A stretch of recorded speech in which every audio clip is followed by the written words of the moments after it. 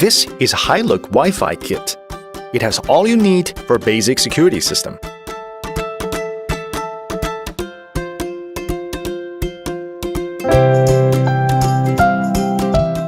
It has 4 Wi-Fi cameras, 1 Wi-Fi NVR, and 4 power adapters, 1 HDMI cable. To make the system work, you need to install the camera antenna first and power on the camera. Then set up the NVR antenna, connect the NVR to the monitor, and then power them on.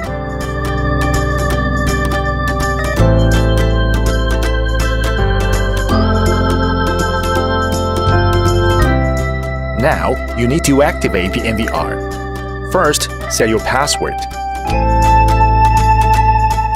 Second, set your unlock pattern. Finally, set your language and wait for the connection to be done.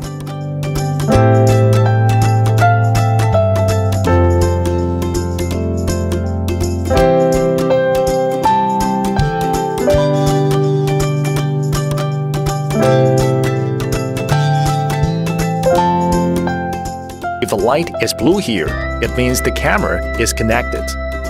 Now you can see the live view on the monitor.